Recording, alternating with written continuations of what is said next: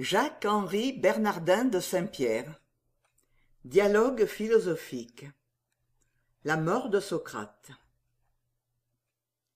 Argument. Socrate, le plus sage des Athéniens, s'étant fait beaucoup d'ennemis parmi les superstitieux et les athées, en soutenant l'existence d'un seul Dieu, fut condamné à mort sur l'accusation de Mélitus, magistrat, appuyé par Anytus, prêtre de Cérès, et par Lycon, sophiste. L'accusation était conçue en ces termes. Mélitus, fils de Mélitus du peuple de Pythos, accuse Socrate, fils de Sophronisque du peuple d'Alopécé. Socrate est criminel parce qu'il ne reconnaît point les dieux que la République reconnaît et qu'il introduit de nouvelles divinités. Il est encore criminel parce qu'il corrompt la jeunesse. Pour sa punition, la mort. Socrate fut condamné par des juges tirés de toutes les sections, de toutes les tribus, ainsi que de tous les peuples qui composaient les habitants d'Athènes, quoiqu'il leur eût prouvé la fausseté de cette accusation. Je suppose que le jour où il mourut, ces trois accusateurs s'introduisirent dans sa prison en lui promettant la vie, la liberté, de la fortune et des honneurs s'il voulait s'avouer coupable. Quant aux paroles de Socrate et aux raisonnements de ses ennemis, on les trouve presque en entier dans Platon, Xénophon et Plutarque. Je n'ai guère eu d'autre mérite que de les mettre en ordre. Je suppose donc qu'Anytus, Mélitus, Lycon entrent dans le vestibule intérieur de la prison éclairé par une lampe. Anytus. Cher Mélitus, la mort de Socrate va nous faire beaucoup d'ennemis. Je connais l'inconstance des Athéniens. Ils se réjouissent à présent de sa condamnation, ils le pleureront dès qu'ils le verront mort. Mélitus. Vous avez raison, sage Anytus. Offrons-lui la vie et tout ce qui peut la lui rendre agréable, pourvu qu'il se reconnaisse criminel.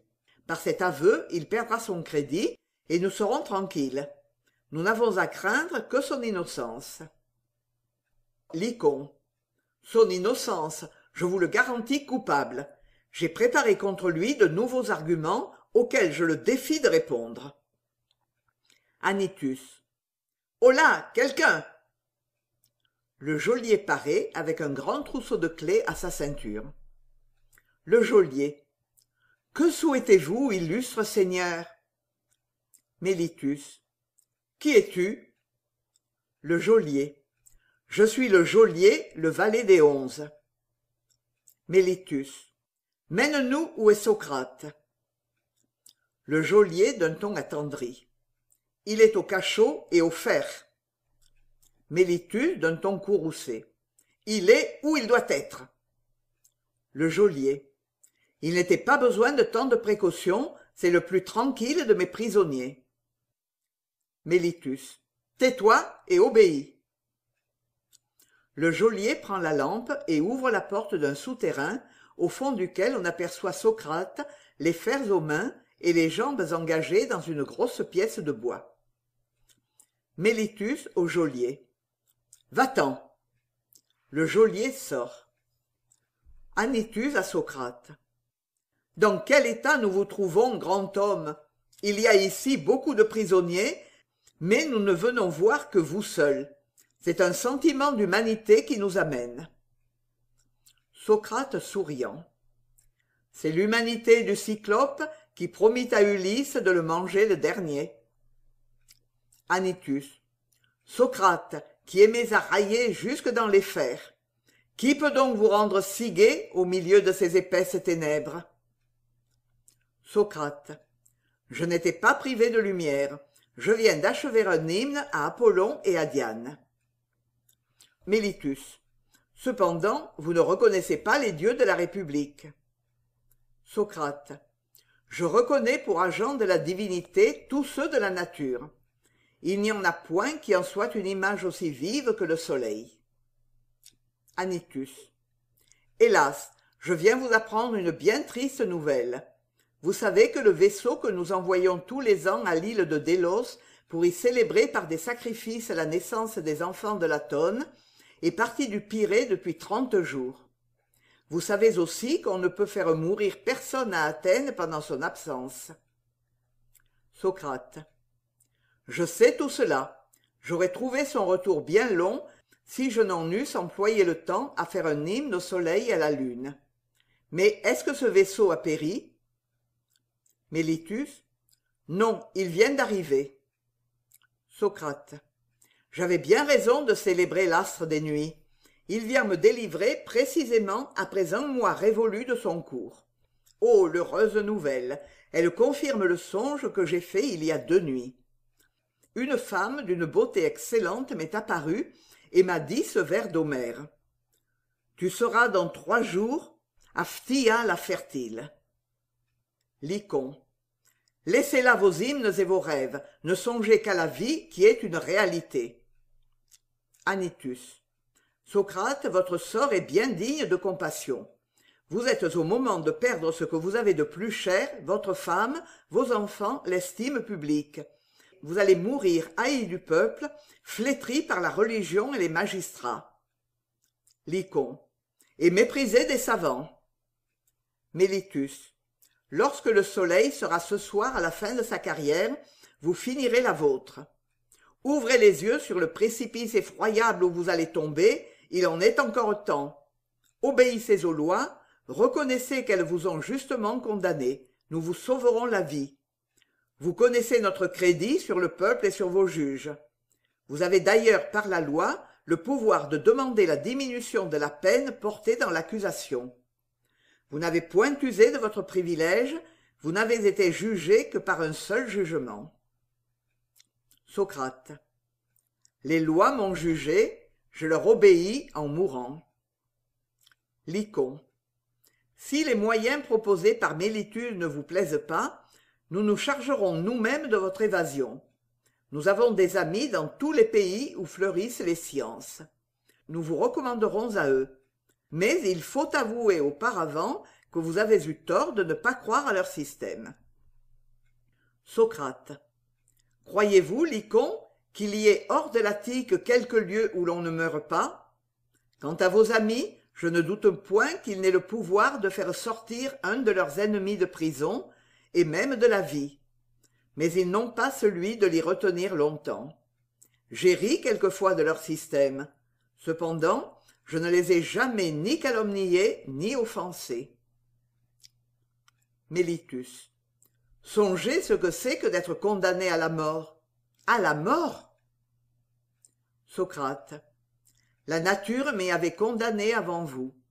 Mais après tout, cette mort dont vous voulez me faire peur va me délivrer, sans aucune recommandation, des fers, des persécutions, des calomnies, de tous les soucis de la vie et des infirmités de la vieillesse à laquelle je touche.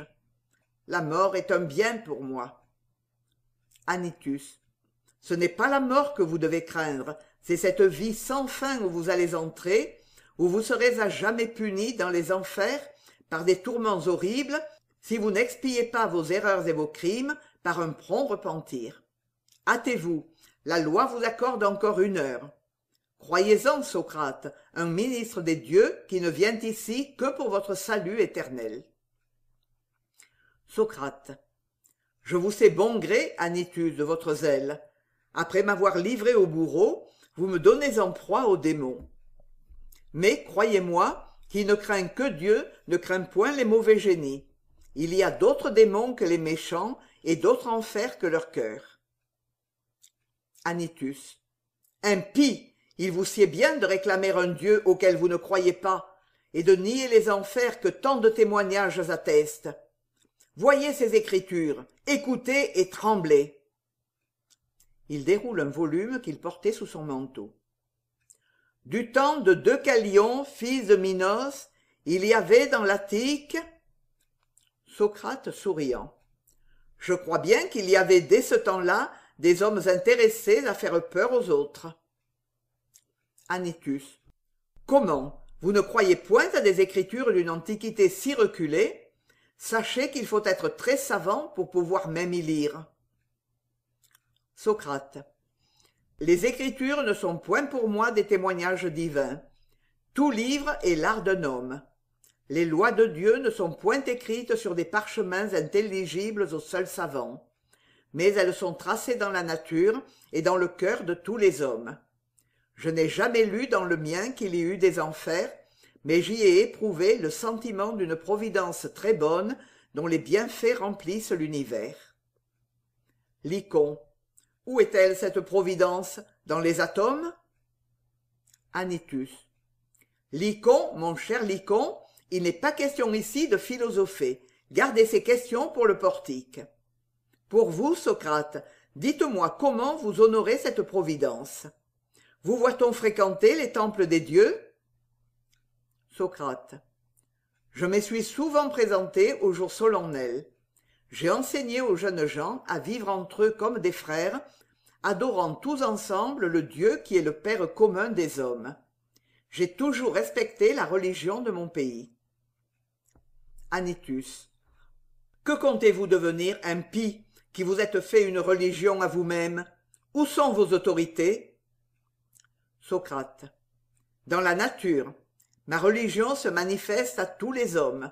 Ils n'ont qu'à ouvrir les yeux et consulter leur cœur. Mélitus.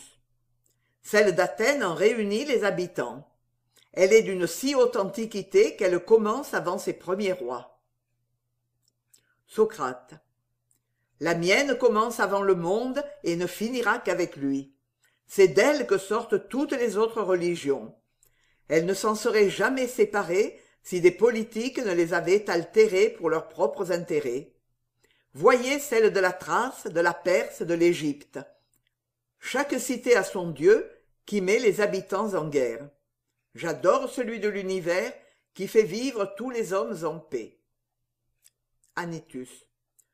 Où est donc son temple? Où sont ses autels, ses statues, ses oracles, ses ministres? Quel sacrifice lui faites-vous? Quelle lampe brûlez-vous en son honneur, vous qui n'avez jamais mis une goutte d'huile dans les nôtres? Socrate. Il n'a pas besoin du pauvre Socrate pour enrichir ses autels. Son temple est l'univers, et la terre est un de ses autels. La lampe qui l'éclaire, le soleil. Les sacrifices qu'il me demande sont ceux de mes passions. Ses statues sont les animaux et les hommes, qui se meuvent, agissent, s'entraident et ne sont pas morts comme les ouvrages des sculpteurs. Enfin, ses oracles et ses ministres sont les sages qui m'instruisent, et surtout mon bon génie. Mélitus. Que dites-vous de bon génie? Il n'y a de bon génie que les magistrats des républiques. Ce n'est qu'à ceux-là qu'il faut obéir. Socrate. Il faut obéir avant tout aux lois de la nature. Mais je n'ai pas moins été fidèle à celles d'Athènes. J'ai combattu dans ma jeunesse pour leur défense, et j'accepte avec plaisir la mort qu'elles me donnent dans ma vieillesse. Anytus. Puisque la religion est une loi de votre patrie, pourquoi ne vous y soumettez-vous donc pas? Socrate. J'en ai rempli les principaux actes. Tout citoyen doit respecter non seulement celle de son pays, mais celle des autres nations. Anytus. Ainsi, tout culte vous est indifférent. Vous adoreriez le vent avec les Thraces, le feu avec les Perses, l'eau avec les Indiens, et vous immoleriez des hommes chez les habitants de la Chersonèse. Socrate. Non, certes. C'est pour cela que j'ai dit qu'il fallait obéir avant tout aux lois de la nature. Je m'opposerai à une religion injurieuse à Dieu et aux hommes, comme j'ai fait au gouvernement des 30. Je tâcherai de ramener peu à peu mes concitoyens à un culte pur. Anytus. Cependant, vous ne croyez pas à la pluralité des dieux. Socrate. Non, je ne crois qu'à un seul Dieu. Mais parce que je m'éclaire de la lumière du soleil, je n'empêche personne de se servir de celle des lampes. Anytus. Subtilité, sophisme, absurdité, hypocrisie détestable. Comme la raison humaine livrée à elle-même s'égare. Lycon. Ce n'est pas la raison qui nous égare, c'est l'orgueil. Socrate. Sans doute la raison est le plus beau don que nous ayons reçu du ciel. Elle ne se trouble que par nos passions. Prenez garde que l'ambition et l'intérêt particulier n'égarent la vôtre. Anytus. Impiété manifeste. Quand on ne croit pas aux dieux, on regarde leurs ministres comme des imposteurs. Vous me traitez donc d'imposteur, Socrate. Socrate. Vous me faites dire ce que je ne dis pas. Vous pouvez n'être qu'un homme égaré. D'ailleurs, on doit respecter les ministres de tous les cultes qui ne sont pas inhumains, parce que, dans leur origine, ce sont des rayons de la divinité qui se proposent pour but le bonheur des hommes. Je me suis honoré de l'estime et de l'amitié de plusieurs de leurs ministres. Anytus. Mais quelle est donc votre religion? Socrate. Je vous l'ai déjà dit, celle de tous les temps et de tous les lieux. Anytus. À quoi vous a-t-elle servi? Socrate. À vivre tranquille et à mourir content. Anytus. Et qui vous assure d'un heureux avenir? Socrate. Ma conscience. Anytus. Qui vous l'a dit? Socrate. Ma raison. Lycon. Mais s'il n'y a pas de Dieu? Socrate. S'il n'y a pas de Dieu, je n'ai rien à craindre. S'il y en a un, comme me dit toute la nature, j'ai tout à espérer. Lycon. Que fera-t-il pour vous après votre mort, puisqu'il n'a rien fait pour vous pendant votre vie? Socrate. Il a tout fait pour moi en me faisant marcher dans les sentiers de la vertu. Après la mort, il est assez puissant pour me récompenser. Le passé et le présent sont dans ses mains. Pourquoi non l'avenir? L'univers est rempli de ses bienfaits. Anytus. La religion d'Athènes est pleine de ses miracles. Voyez Jupiter et ses métamorphoses, l'Olympe où l'on boit le nectar, les Champs-Élysées où sont rassemblés tous les plaisirs. Croyez, Socrate, croyez! Les dieux, pour récompense, vous donneront une épée, comme à Hercule. Socrate souriant. À quoi me serviront tous les plaisirs des Champs-Élysées après ma mort, lorsque je n'aurai plus ni langue, ni palais pour savourer leurs fruits, ni sexe pour ces ébets? Si vous me dites que les hommes y recouvrent tous leurs sens, ils y auront donc les mêmes besoins et les mêmes passions que sur terre, car Dieu ne fait rien en vain. On y serait donc sujet aux mêmes infirmités? Quelle félicité! Lycon. Quel bien résultera donc pour vous de la mort? Socrate. Celui de connaître les lois de la nature, que nous n'apercevons ici qu'à travers un voile. Anytus. Belle contemplation, vraiment. La physique vous a perdu, Socrate. Cher Mélitus, les magistrats devraient défendre l'étude de la physique. Elle corrompt les meilleurs esprits. Lycon. La physique ne dit rien de semblable. Il faudrait, au contraire, une loi qui constatât les opinions reçues en physique et défendit à toute personne de s'en écarter sous peine de punition. La physique devrait être réservée aux seuls physiciens, comme la religion aux prêtres. La science est aussi un sacerdoce. Socrate. Cependant, l'étude de la nature et de la religion appartient à tous les hommes. Je ne les ai étudiés que pour mes besoins et ceux de mes enfants. Je n'en connais point les lois primitives, mais j'en ai recueilli quelques résultats utiles à mes semblables. J'ignore comment une paille se forme, et encore plus comment le soleil a été formé pour mouvoir, éclairer et animer tant de mondes ténébreux. Mais je sais que cet astre, si éloigné de nous, fait mûrir l'épi qui me nourrit, et j'en ai conclu qu'un être très intelligent, très puissant et très bon, pourvoyait aux besoins de la terre, de la plante et des hommes. Mélitus. Si vous croyez que cet être existe, que ne songez-vous à profiter vous-même des biens qu'il a répandus ici-bas? Vous êtes père de famille, vous jouissez encore d'une vieillesse vigoureuse, vous persuadez tout ce que vous voulez. Il n'est rien où vous ne puissiez parvenir. Lycon. Faites comme les autres, flattez les grands, intriguez parmi les petits. Nous vous servirons de tout notre crédit, pourvu que vous soyez des nôtres. Vous deviendrez riches et heureux, mais auparavant, il faut avouer que vous vous êtes trompé. Socrate. Plutôt mourir que d'agir contre ma conscience. Lycon. Quel bonheur espérez-vous donc dans un autre monde privé de tous vos sens? La mort, selon vous-même, va vous les enlever. Socrate. Oui, je perdrai mes sens corporels, mais je conserverai ceux de l'intelligence. Cette âme qui ne mange ni de bois, que vos fers n'ont point enchaînée, cette âme qui se transporte par la pensée où il lui plaît, ira se réunir à ce qu'il y a de conforme à sa nature. Les éléments de mon corps retourneront à ceux de la terre, et mon âme intelligence à l'intelligence suprême. Là, elle connaîtra dans sa source l'ordre admirable de l'univers. Croyez-vous que Dieu, qui m'a donné dans ce monde des sens merveilleux pour goûter des plaisirs dont jamais je n'aurais eu l'idée, ne puisse, dans une autre vie, m'admettre à un système de bonheur au-dessus de toutes vos conceptions? Quand je n'y goûterai que les jouissances que ma raison a éprouvées ici-bas, n'y suffirait-elle pas à ma félicité éternelle?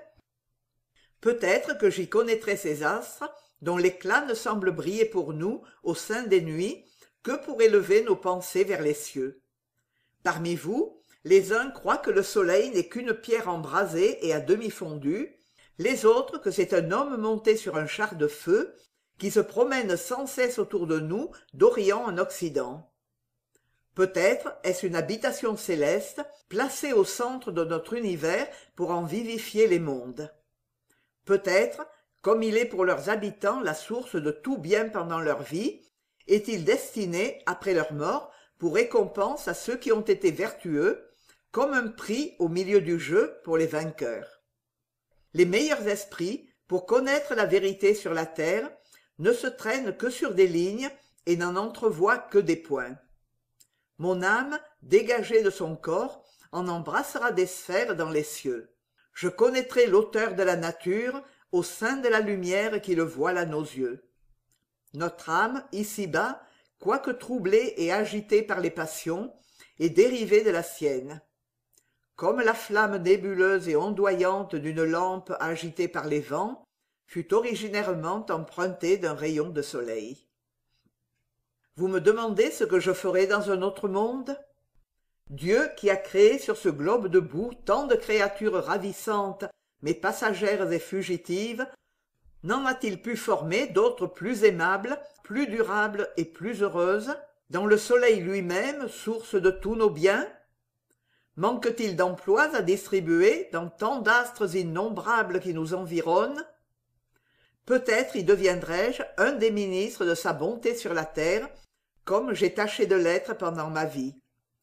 Peut-être serai-je un de ces médiateurs invisibles qui inspirent les bonnes pensées, qui consolent et fortifient la vertu malheureuse, le bon génie d'un autre Socrate. Je parlerai à la raison des peuples égarés, et même à la vôtre, Mélitus.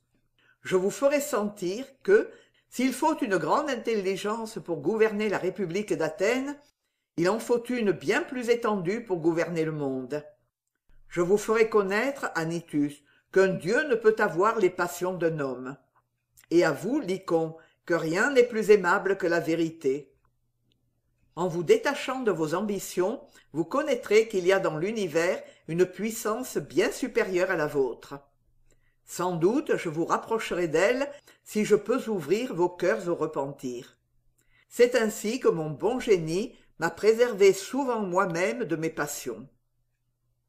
On entend à travers la porte des voix de femmes et d'enfants qui crient « Mon mari, mon père, Socrate !» Socrate, troublé, baisse la tête. Mélitus. « Holà, geôlier, maudit geôlier, où es-tu » Le geôlier. « Seigneur, me voici. » Mélitus. « Que fais-tu donc » Le geôlier. « Seigneur, je broie la ciguë. Le soleil va bientôt se coucher. Je viens de tourner le dernier sable de l'horloge. » Socrate relève la tête et ses yeux pleins d'espérance vers le ciel. Mélitus au geôlier. « Va voir quels sont ceux qui viennent à la porte. » Le geôlier sort. Lycon. « Je demande qu'on ne laisse entrer personne avant que j'aie proposé à Socrate tous mes arguments. Ceux qui me restent sont péremptoires. Il n'y a rien à répondre. Mélitus. Nous avons trop de plaisir à vous entendre pour ne pas vous donner toute notre attention. Anytus à Lycon. Il faut avouer que les dieux ont réuni en vous toutes les forces de la raison humaine. Quelle tête! Quelle conception! Le geôlier rentre. Le geôlier à Mélitus. Seigneur, ce sont la femme et les enfants de Socrate qui demandent qu'on les laisse entrer. Mélitus. Cela ne se peut à présent. Le geôlier. Il vous en supplie au nom des dieux et de la nature. Il pleure. Mélitus. Je ne connais point d'autre nature que la loi. Le geôlier. Ses disciples demandent la même faveur. Ils disent que la loi le permet. Mélitus. Dis-leur que le magistrat le défend. Les voilà nouveaux interprètes des lois comme de la religion. Tel maître, tel disciple. Il mériterait bien de passer le pas avec lui. Au geôlier. Dis-leur d'attendre, et à la garde de repousser toute cette populace loin de la porte, au-delà du vestibule et de la barrière. Le geôlier. Seigneur, vous allez être obéi. Il sort. Mélitus à Lycon. Vous pouvez commencer, docte Lycon, et parler tant qu'il vous plaira. Lycon à Socrate. Vous dites donc, Socrate, que la terre est couverte des bienfaits de la divinité. Mais d'où viennent, je vous prie, les orages, les grêles, les tonnerres, les débordements de rivières, les tremblements de terre, les pestes, les maladies, les calomnies, les jalousies, les incendies, les procès, les querelles, les guerres, les famines, les banqueroutes et la mort? Il se met à rire. En ai-je nommé assez? Je crois bien que ce sont de véritables mots que cela. Répondez si vous le pouvez. Il se met à rire aux éclats et, à son exemple, Mélitus et Anytus. Socrate souriant. Ces prétendus mots, Lycon, entretiennent l'harmonie générale de cette terre. Ils y sont nécessaires. La plupart y sont rares. Mais jetez un coup d'œil sur les biens que la divinité y répand à chaque instant. Le soleil en est le dispensateur. Son char d'or, comme dit Homère, est attelé tous les matins par les heures qui conduisent ses 4 coursiers, le lumineux, l'empourpré, l'ardent et l'amoureux. La plus jeune des heures, à demi éveillée, sort la première de dessous le manteau safrané de l'aurore. Éblouie du premier éclat du jour, elle frotte en souriant ses yeux encore humides. Ses sœurs, de différents âges, la suivent, parées d'argent, de vermillon et de pourpre. Elles s'élèvent au plus haut des cieux, en formant toutes ensemble des chœurs de danses et de concerts autour du soleil leur père. Chemin faisant, elles ensemencent la terre de fleurs brillantes, mais fugitives comme elles. Bientôt, ces filles célestes viennent tour à tour se réfugier sous le voile constellé de la nuit. À peine Apollon a-t-il disparu pour éclairer d'autres horizons, que Diane, sa sœur, portée sur un char d'argent, attelé de 2 chevaux noirs, vient réfléchir sur le nôtre une partie des rayons fraternels. Elle soulève de son sceptre le crêpe des nuits. À la faveur de sa lumière sororale, elle fait encore apparaître les monts escarpés, les vallées profondes et leurs eaux réverbérantes sous un firmament étincelant de 1000 et 1000 feux. Des nymphes couronnées de mousse tournent autour d'elle en silence, versant sur la terre des corbeilles de pavots. Pendant qu'elle parcourt le cercle oblique des nuits, elle trace celui des semaines et des mois qui accompagnent le soleil dans le cours des saisons et de l'année. Elle est la mère des mois, semblables aux différents âges de la vie et à leurs périodes. Le premier de tous, entouré de neige, de pluies et de vents nébuleux, comme un enfant dans ses premiers langes, ne verse que des pleurs et ne fait entendre que de tristes vagissements. Ses frères le suivent, l'un couronné de verdure, dans une enfance déjà riante, l'autre de boutons, de fleurs, dans son adolescence. un autre des roses éclatantes mais épineuses de l'ardente jeunesse. Les suivants apportent les différents fruits de la virilité. Le dernier se traîne après eux et ferme l'année, semblable à un vieillard chauve et à barbe blanche, c'est lui qui dépouille les forêts de leurs feuilles et les couvre de frimas. Ainsi, la reine des nuits, dans sa course inégale, roule dans les cieux son disque chargé d'une lumière versatile. Comme une navette céleste, elle entrelace de ses raies d'argent les rayons du soleil et en forme ce réseau de la vie dont les nœuds merveilleux produisent les amours et les générations.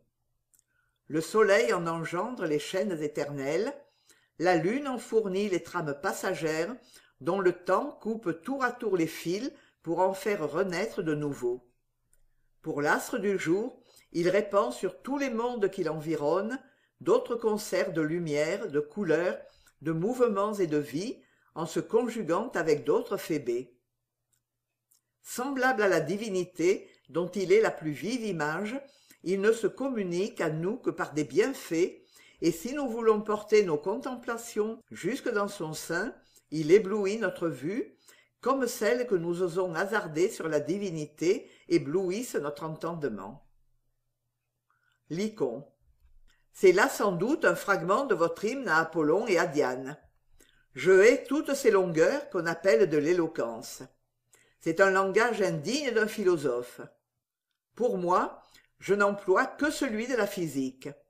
Je préfère à ces vaines bouffissures le simple squelette de la pensée. Socrate. La nature ne nous montre de squelettes que dans les corps qu'elle a livrés à la mort. Elle revêt de couleurs et de formes ravissantes ceux qu'elle remplit de vie. C'est sans doute pour plaire principalement aux hommes, qui sont les seuls des animaux auxquels elle a donné le sentiment de toutes les beautés. Les philosophes doivent suivre son exemple quand ils parlent de ses ouvrages. Lycon. Si la nature avait voulu plaire aux hommes, elle se serait trompée dans son but comme dans ses moyens. En effet, à peine sont-ils entrés dans la vie qu'ils sont forcés de la quitter. Les uns meurent dans le sein de leur mère, d'autres en venant au monde, ceux-ci dans l'enfance, ceux-là dans l'adolescence.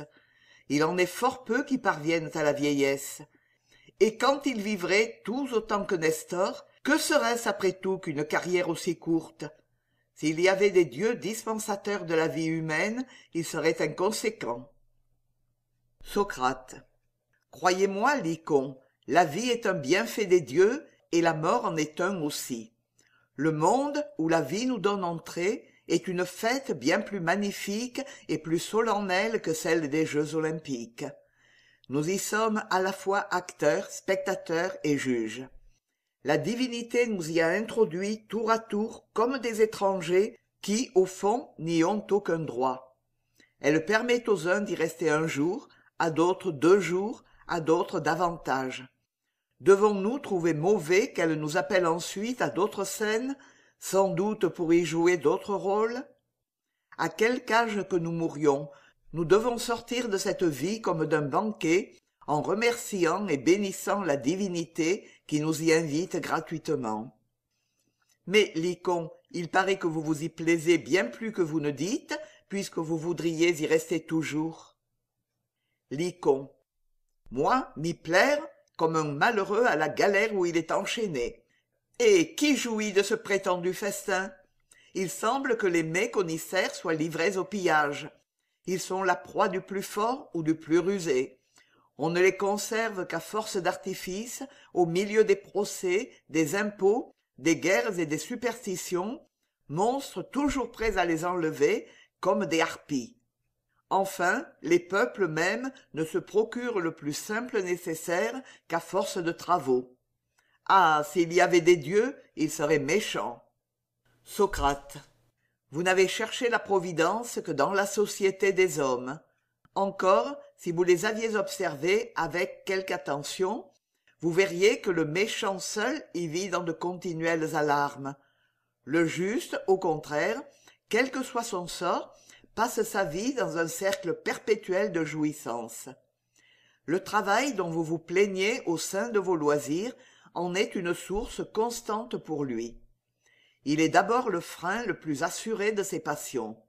Il développe les facultés de son âme, ou au moins celles de son corps.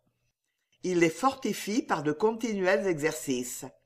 C'est par lui qu'il jouit des productions de tous les éléments et de l'amitié de ses semblables, auxquels il est utile. Lui enlève-t-on le fruit de ses travaux? Est-il privé des biens les plus communs? Il tourne ses yeux vers l'avenir et son cœur vers cette providence que vous méconnaissez. La mort, qui effraie tant les méchants, ne lui paraît qu'un passage à un état plus heureux ou au moins plus tranquille. Il juge par ce que la divinité a fait pour le bonheur des hommes dans ce monde, de ce qu'elle peut faire pour eux dans un autre. Il s'endort en paix sur son sein, comme un enfant qui souffre sur le sein maternel. Lycon. Mais où est donc cette providence dont vous parlez sans cesse? Dans des atomes. Ce monde, si magnifique selon vous, n'en est qu'un assemblage fortuit, réuni et mu par les lois éternelles du mouvement, puisqu'enfin il faut le dire. Socrate. Mais d'où viennent ces atomes? Quelle main a pris d'abord la peine de les réduire en poussière impalpable et leur a donné ensuite les moyens de s'accrocher de 1000 manières différentes à l'aide d'un simple mouvement? Où est l'origine de ce mouvement? Lycon. En eux-mêmes. L'attraction est inhérente à la matière, et la matière est éternelle. Socrate. Mais s'il en est ainsi, comment la matière s'est-elle d'abord divisée en atomes? Ils ne devaient jamais se séparer les uns des autres, puisqu'ils s'attirent toujours. Lycon. Cela est ainsi. Démocrite l'a dit. Socrate. Ô Lycon, un athée est dans la nature comme un aide-manœuvre dans un superbe palais, où il ne voit tout au plus que l'équerre et le niveau qui en ont élevé les murs. Il ne fait aucune attention aux proportions des colonnes, aux belles formes des statues, à la distribution des appartements convenables aux divers besoins de ses habitants, et à aucune des harmonies et concordances du plan dont un habile architecte a tracé l'ensemble. Son intelligence, toujours attachée à son mortier, ne peut plus s'élever au-dessus de ses conceptions grossières.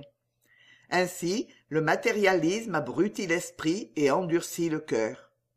Quoi? Il ne s'est jamais élevé dans le vôtre le plus petit mouvement de reconnaissance, d'amour et de religion, à la vue d'un arbre chargé de fruits, d'une vierge belle et modeste, ou du lever de l'aurore? Lycon se met à rire. Grand Dieu, l'athéisme est la plus terrible punition de l'athée. Lycon à demi fâché. Quoi? Ce ne sont pas des atomes éternels qui ont tout formé en s'attirant et s'accrochant mutuellement? Socrate. Si ces atomes s'attirent et s'accrochent sans cesse, ils ont dû faire un bloc unique de tout l'univers. Il serait à présent impossible d'en trouver un séparé des autres qui pût en donner au moins une idée. Lycon. Mais ils se repoussent aussi. Socrate. S'ils s'attirent et se repoussent à la fois, ils devraient tenir le monde en perpétuelle dissolution. On devrait voir les corps célestes tantôt se réunir en masses informes, tantôt se dissiper en poudre. Le soleil et la lune n'auraient pas cette forme sphérique si propre au mouvement. Il n'y aurait pas de raison pour qu'ils fussent plutôt en globe qu'en pyramide ou en cube. Lycon. Si fait, parce que ces astres ayant été originairement dans un état de mollesse, les atomes du centre ont dû attirer ceux de la circonférence vers eux et en former une boule. Socrate. Mais pourquoi ceux de la circonférence n'auraient-ils pas attiré aussi bien ceux du centre vers eux, puisqu'ils étaient à la même distance? Ils auraient dû tourner des astres en forme de coupe ou de fuseau. D'ailleurs, comme vous dites qu'ils se repoussent en même temps, ils n'ont jamais dû se réunir. Il y a plus. Celui qui est au centre, n'ayant pas plus de force pour attirer que les autres, c'est lui qui doit être attiré par ceux de l'enceinte et de la circonférence dont il est environné, et qui sont en bien plus grand nombre. Mais si les astres ont été dans un état de mollesse qui les a arrondis par une attraction centrale, pourquoi sont-ils maintenant dans un état de sécheresse qui les maintient dans leur rondeur? Les vapeurs dont ils étaient imbibés n'ont jamais dû s'évaporer, puisqu'elles étaient attirées au centre aussi bien que les parties solides. Lycon. Toutes vos réponses ne sont que du verbiage. Socrate. Passez-m'en encore une. Si les atomes ont formé autrefois sur la Terre des corps, de formes si différentes et si bien organisées, sans les faire tous sphériques ou circulaires comme dans les cieux, pourquoi n'en produisent-ils pas encore de nouveaux sur de nouveaux plans, puisqu'ils sont mus par le hasard? Que diriez-vous, en jouant aux dés, s'ils amenaient toujours les mêmes points? Vous diriez qu'ils sont pipés. Qui est-ce qui a donc pipé les projections de la nature? Lycon. Je ne réponds point à des sophismes. Le système de l'univers est tel que je vous l'ai dit, et il n'y a plus à en douter car il est calculé. Socrate. Permettez-moi de vous faire à mon tour quelques questions. Lycon. À la bonne heure. Socrate. Qui est-ce qui a fait la statue de Vénus au Prytanée? Lycon. On dit que c'est le sculpteur Lysias. Socrate. N'est-elle pas très belle? Lycon. Je n'en sais rien, car moi je ne vois dans une Vénus que des lignes droites et des courbes. Socrate. Où Lysias a-t-il pris le modèle de la sienne? Lycon. On dit que c'est d'après les plus belles filles d'Athènes, et je le crois. Socrate. Et à qui ces filles devaient-elles leur beauté? Lycon. Sans doute à la nature. Socrate. Lysias, qui a imité leur bonne grâce et leur belle forme, a-t-il de l'intelligence? Lycon. Sans doute, il en faut beaucoup pour bien faire une Vénus. Socrate. Pourquoi Lysias n'a-t-il pas rendu sa Vénus capable de se mouvoir, de marcher, de parler et de danser, comme ses modèles? Lycon. Cela surpassait son art. Socrate. Et si je vous disais maintenant que ce sont des atomes de marbre qui, s'accrochant dans l'atelier de Lysias, ont formé sa Vénus? Lycon. Je dirais que c'est une absurdité. Ne voudriez-vous pas me le faire croire? Vous n'êtes pas encore un assez habile sophiste. Socrate. Quoi? Vous ne croyez pas que des atomes puissent former une statue, et vous croyez qu'ils ont formé le sculpteur lui-même? Vous voulez que ces atomes, aveugles, insensibles, sans intelligence, mus au hasard, aient composé les mondes avec les êtres qui les habitent, clairvoyants, sensibles, intelligents, qui se meuvent, s'aiment et se reproduisent? Reconnaissez donc qu'il y a une intelligence infinie dans l'auteur de la nature, puisque Lysias y a trouvé l'image d'une Vénus d'après ses plus beaux ouvrages, sans approcher que de bien loin des moindres de leur perfection. Lycon. Dans vos comparaisons, vous supposez toujours un Dieu qui agit comme un homme. Socrate. N'est-ce pas vous, plutôt, homme faible et aveugle, qui voulez toujours agir comme un Dieu? Vous voulez créer un monde à votre manière, et moi je ne vous parle que du monde qui a déjà été fait par une providence très sage, très puissante et très bonne. Ô Lycon, si vous aviez le malheur de n'en plus éprouver le sentiment, servez-vous au moins de vos yeux et de votre bon sens, comme font les plus simples des hommes. Lycon. Je ne verrai et ne penserai jamais comme la multitude. Anytus. C'en est assez et trop en vérité, Lycon. Permettez-moi de vous dire que vous abusez de votre raison. Lycon. Il vous sait bien de me faire ce reproche, vous qui ne vous êtes jamais servi de la vôtre. Anytus. Comment, impie, vous refusez de penser comme le peuple? Vous ne croyez pas même aux dieux? Sans doute vous ne faites aucun cas de la bonne Cérès, qui nous donne les moissons, et dont j'ai l'honneur d'être grand prêtre. Lycon. Y crois-tu toi-même, orgueilleux hypocrite? Anytus. Misérable sophiste, tu mériterais à ton tour que je te dénonçasse aux Athéniens. Mélitus. Est-ce donc là le respect que vous portez tous deux au magistrat? N'avez-vous pas honte de vous injurier en sa présence? Vous n'avez que faire de vous reprocher vos vérités. Je vous connais tous deux de longue main. Anytus. Qu'est-ce à dire? Il se lève. Lycon, il nous insulte. Socrate. Quel scandale vous allez donner, par respect pour vous-même? Mélitus. Il suffit, puisque Socrate se refuse à l'autorité des lois, de la religion et de la raison, employant d'autres moyens. Holà, geôlier! Le geôlier accourant. Plaît-il, Seigneur? Mélitus. Fais entrer les femmes et les enfants de Socrate. Socrate. Ah, vous m'attaquez par les armes les plus dangereuses. Xanthippe entre avec 3 enfants, dont 2 en bas âge et le 3e dans l'adolescence, Lampsaque, Lamproclès et une petite fille appelée Sophronisca. Le premier est fils de Xanthippe, les 2 autres sont de Myrto. Le geôlier sort. Socrate. Mes pauvres enfants, comme vous êtes changés. Sophronisca. Mon bon papa, nous avons passé toute la nuit et tout le jour à pleurer. Mélitus les arrêtant. Allez plus loin. La loi défend d'approcher des prisonniers qui sont dans les chaînes. Sophronisca. Oh, les méchants qui vous ont couvert de fer! Lampsaque. Nous ne sommes pas assez forts pour les rompre. Sophronisca. Nous voulons seulement les baiser. Socrate. Respectez les lois, chers enfants. Xanthippe. Te voilà encore avec ton respect pour les lois, elles te feront mourir innocent. Socrate souriant.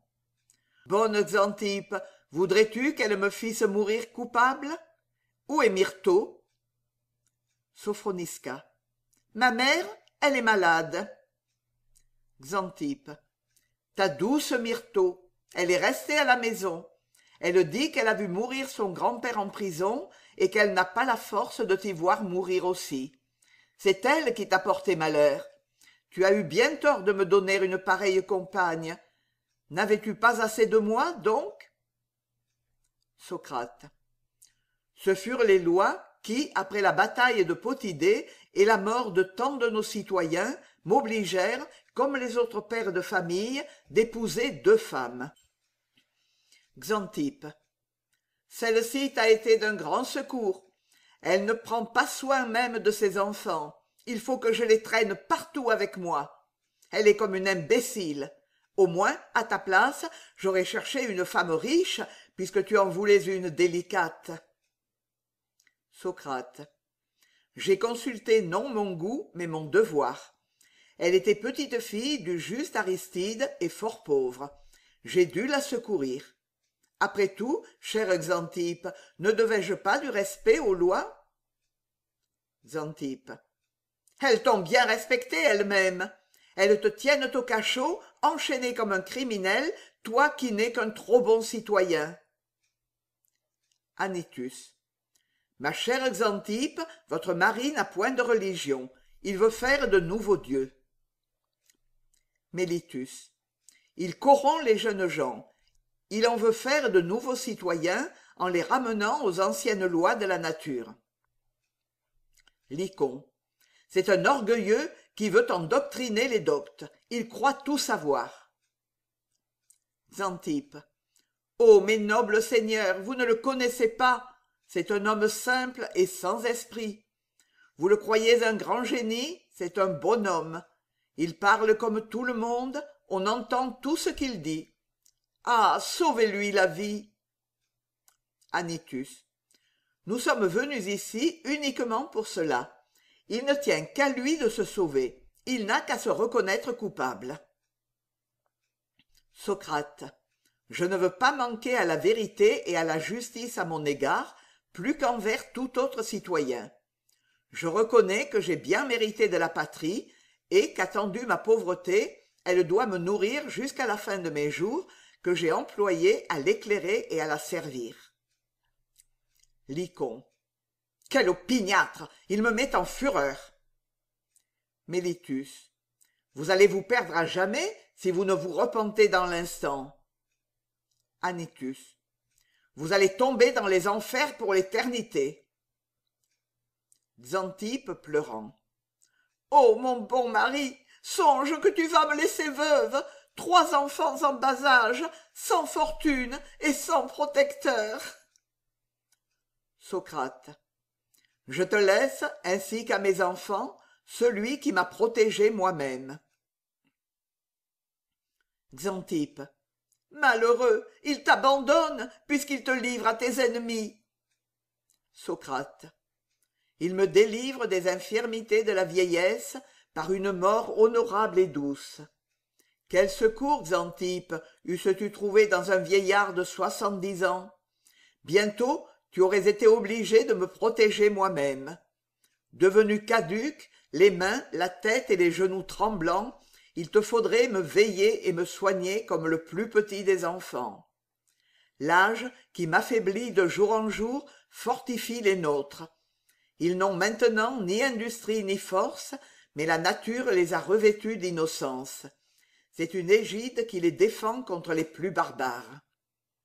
Quand les vents de l'adversité soufflent sur la terre, la pitié descend du ciel et couvre les orphelins de ses ailes. Partout, les lois humaines viennent à leur secours, partout leurs bienfaiteurs prospèrent, et leurs tyrans font tôt ou tard une fin malheureuse. Mais quand il serait possible que les lois d'Athènes abandonnassent les miens, crois-tu que celui qui revêt les petits animaux de douce fourrure et qui les met en naissant dans des nids maternels ne prenne pas soin des enfants de l'homme, son plus bel ouvrage? Dieu protège ceux que la société repousse. Il étend leur esprit et fortifie leur cœur. Il leur inspire de grands talents ou, ce qui vaut encore mieux, de grandes vertus. Les hommes célèbres et les sages de tous les pays ont été des enfants malheureux. Xanthippe. Pauvre bonhomme, tu as donc été bien heureux dans ton enfance, car tu n'es guère sage dans ta vieillesse. Tu veux mourir quand tes enfants ont le plus besoin de tes conseils. Socrate. Je leur laisse pour conseil l'exemple de ma mort. Xanthippe. À quoi leur seras-tu utile quand tu ne seras plus? Socrate. Si Dieu donne aux enfants de se rappeler le souvenir de leurs ancêtres pour se conduire dans la vie, crois-tu qu'il ne donne pas aux ancêtres d'influer sur les destins de leurs enfants? Une chaîne éternelle lie les enfants et les pères, les époux et les épouses. C'est elle qui remue notre sensibilité à la vue des tombeaux où reposent les objets de nos affections. C'est à elle que sont attachés nos ressouvenirs et nos espérances. Fidèle compagne de ma vie, je ne t'abandonnerai point après ma mort dans le soin de nos orphelins. La bonté divine me permettra de réparer, dans un monde plus heureux, les fautes que j'ai pu commettre dans celui-ci. Dégagé de mes propres passions, je viendrai au secours d'Étienne. Je te ranimerai par de bons sentiments, je calmerai tes chagrins. Quand ton caractère, impatient de l'infortune, t'emportera hors des bornes de la raison, je me rappellerai à ton souvenir, et, en pensant à moi, tu te diras « Socrate eut dissipé ma colère par un sourire. » Xanthippe. Ah, te voilà à ton ordinaire, riant de tes propres maux. Encore, si je n'avais que les miens à supporter. Mais vois tes pauvres enfants fondant en larmes. Que leur répondrai-je demain au lever de l'aurore, à l'heure où tu avais coutume de les prendre dans tes bras, quand chacun d'eux, en se réveillant, me dira « Ma mère, où est mon père ?» Ô Dieu, que je suis malheureuse. Sophronisca.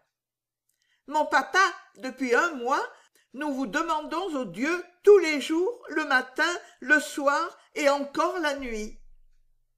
Lampsaque. Maudits soient les cruels qui vous causent tant de maux. Lamproclès. Mon père, ne nous abandonnez pas. Socrate. Non, mes enfants, vous ne serez point abandonnés.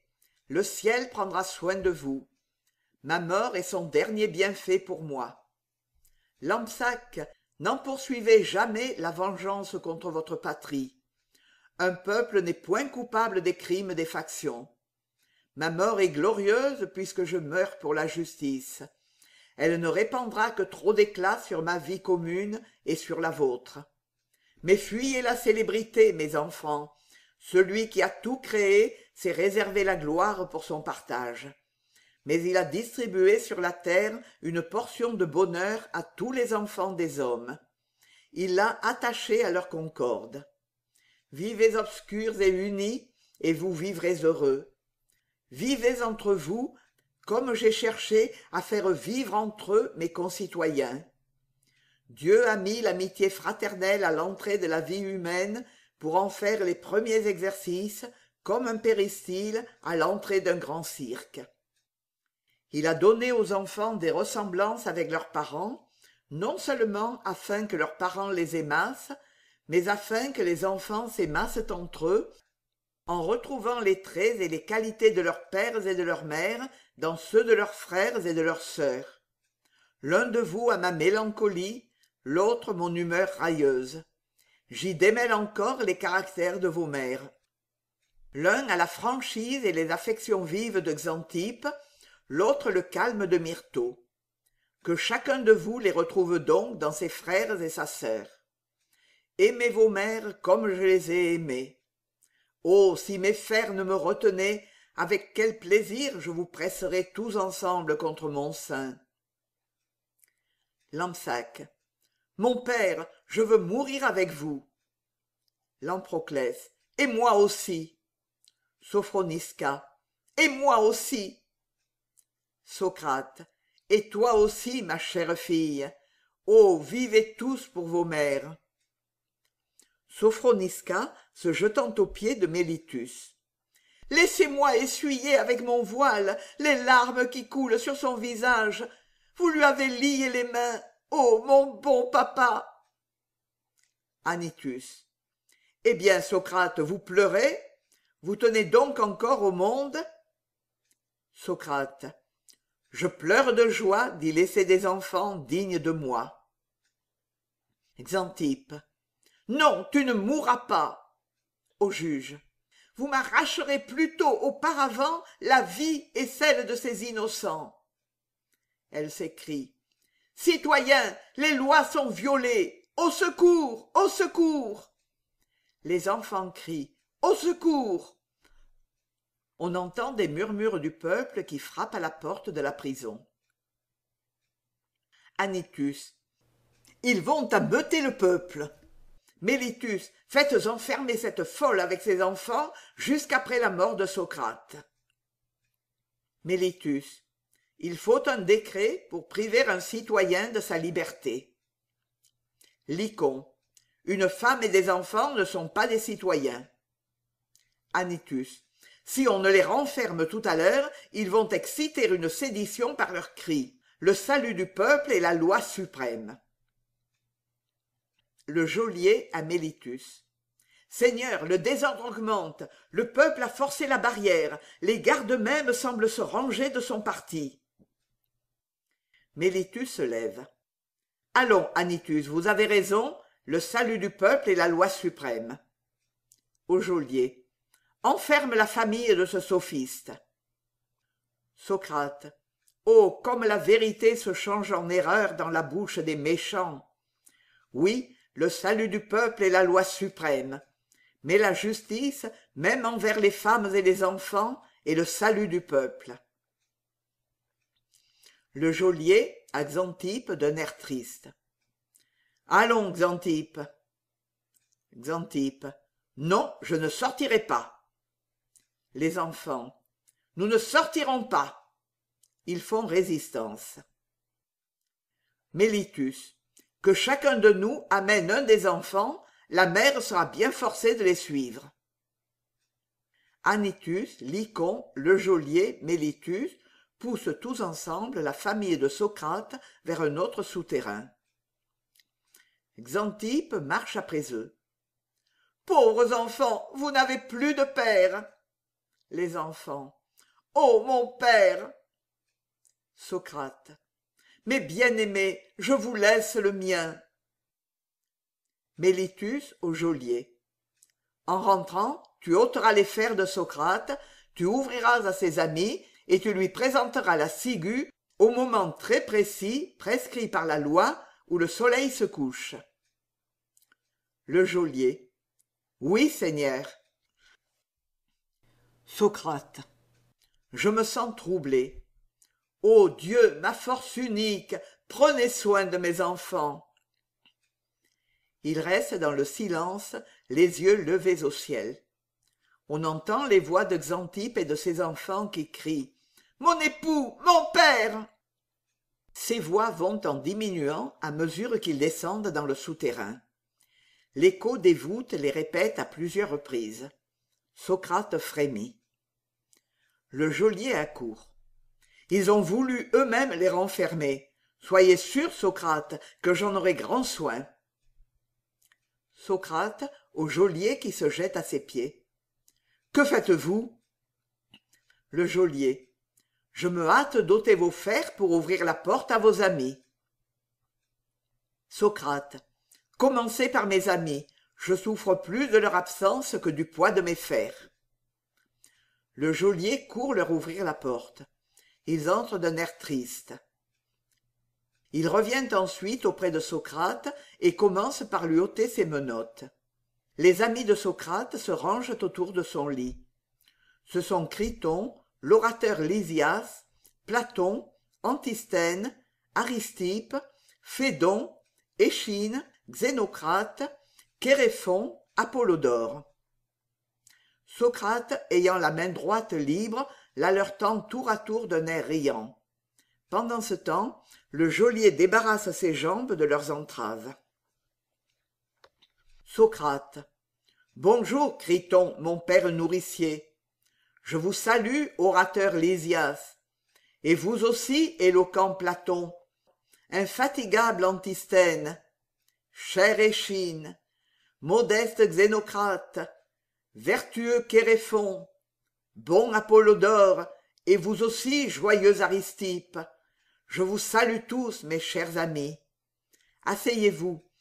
Vous devez être bien fatigués d'être restés si longtemps debout à la porte. Le geôlier ayant ôté les entraves. Socrate, vous êtes dégagé de tous vos fers. Socrate. Je vous remercie, mon ami. En se frottant les jambes. Quel plaisir vous m'avez fait! Le geôlier le salue et sort. Socrate continuant à se frotter les jambes.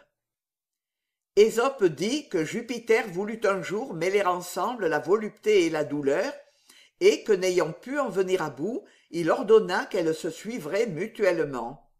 Ainsi, quand la douleur précède, la volupté la suit, et réciproquement. Je crois qu'il en sera de même des félicités de la vie future. Elles succéderont aux misères de la vie présente. Criton. Ô Socrate, ne songez point encore à quitter vos amis.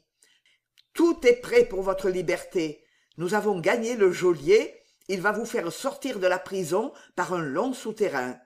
Il vous mènera de là dans une rue détournée chez un de nos amis qui vous fera ensuite traverser la ville à la faveur de la nuit.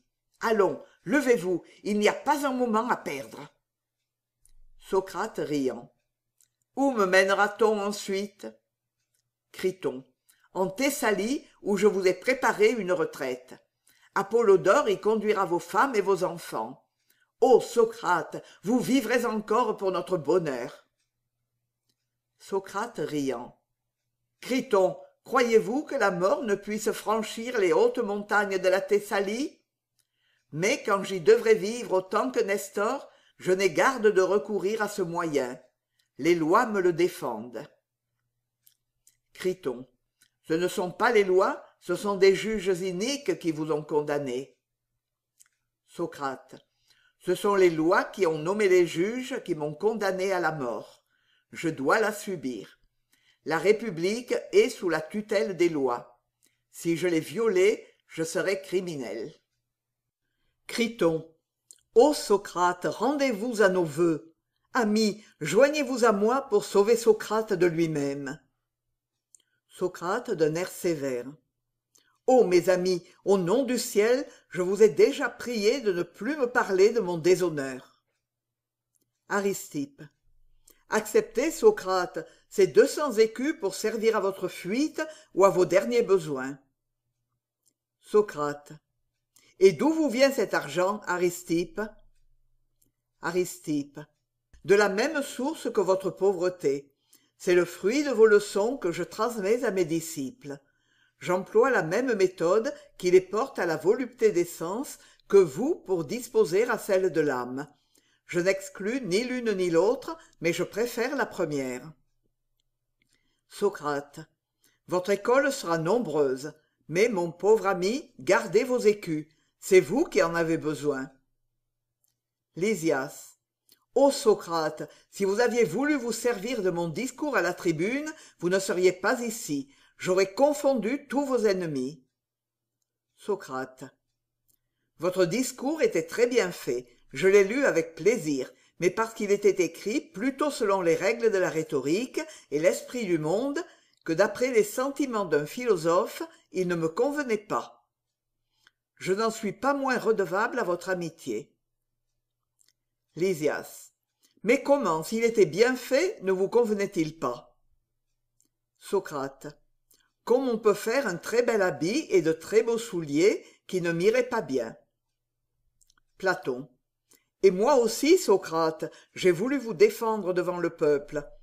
Mais après avoir préparé votre défense selon l'harmonie constante de vos principes et de vos actions, les juges m'ont empêché de monter à la tribune sous prétexte que je n'avais pas l'âge de 30 ans requis pour les orateurs.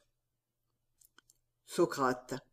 Si Dieu n'a pas destiné votre éloquence aux orages de la tribune, il vous en fera faire un usage plus étendu et plus utile pour les hommes dans le repos du cabinet. Aucun magistrat ne pourra empêcher vos écrits de se répandre dans le monde et de montrer aux républiques la route du bonheur. Platon. Ô Socrate, c'est à vous que j'en dois les éléments. Je m'étais d'abord livré à la poésie, et vous me conseillâtes d'embrasser la philosophie. Combien ne vous suis-je pas redevable? Vous êtes mon bon génie. Socrate. Chacun a le sien. Vous serez un jour l'Homère des philosophes. Y a-t-il longtemps que vous n'avez reçu des lettres de notre ami Xénophon?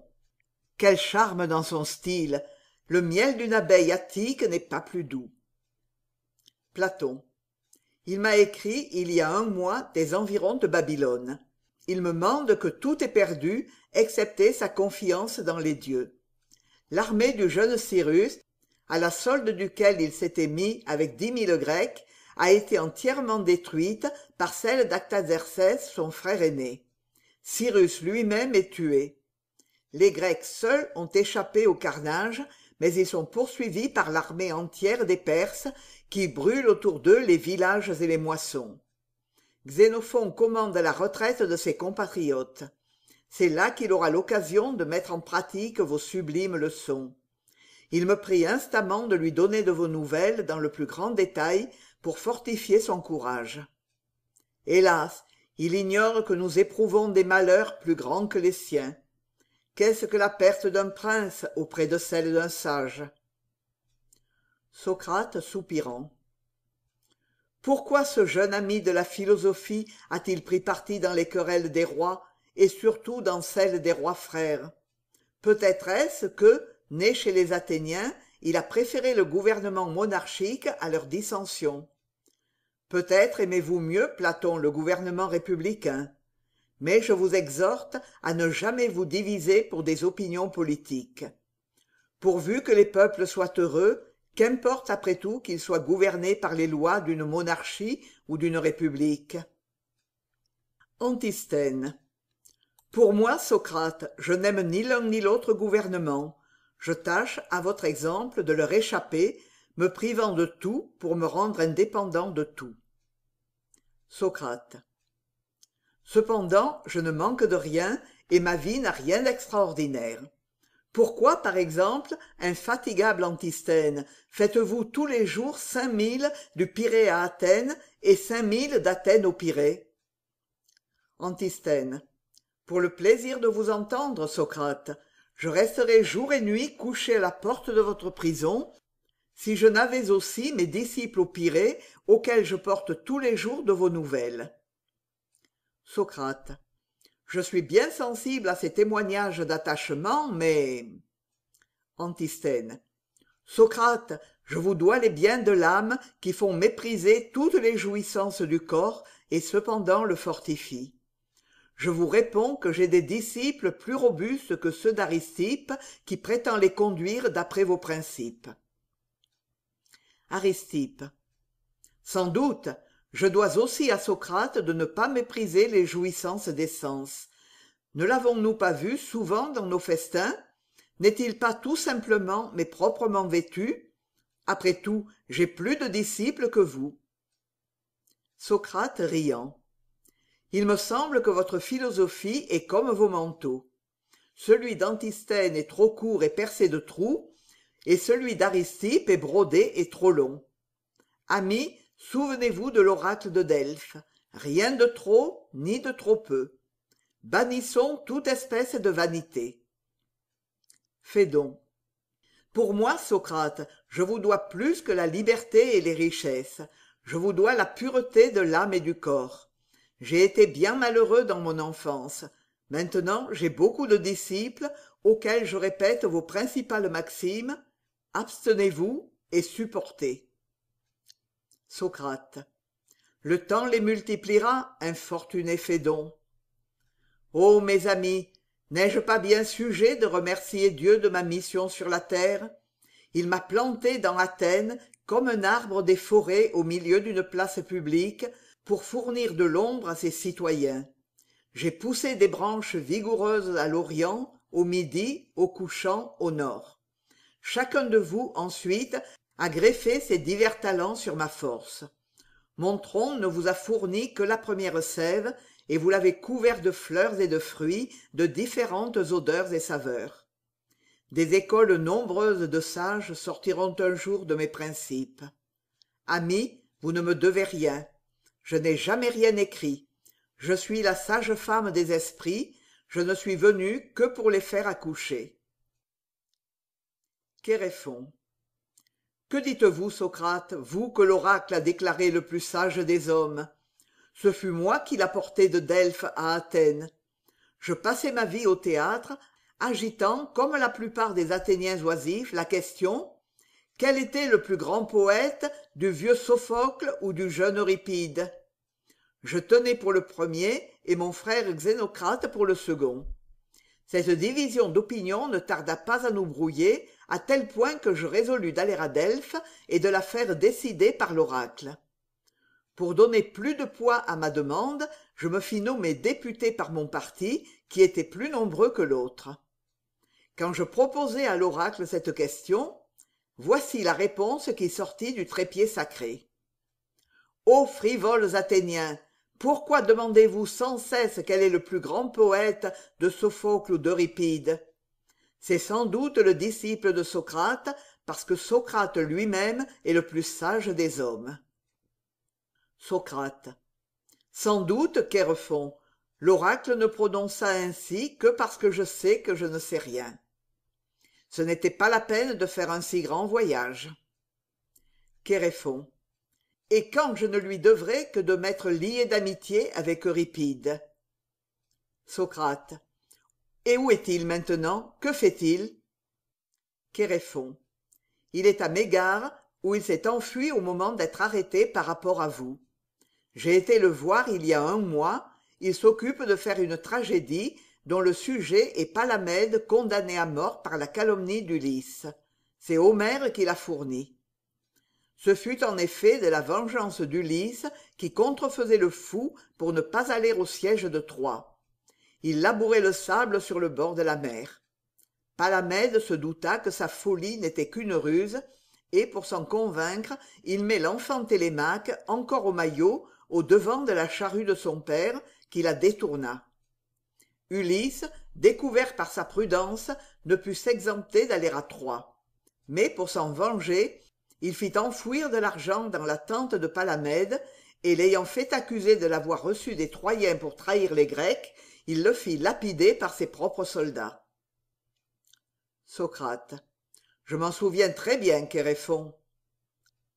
Chéréphon.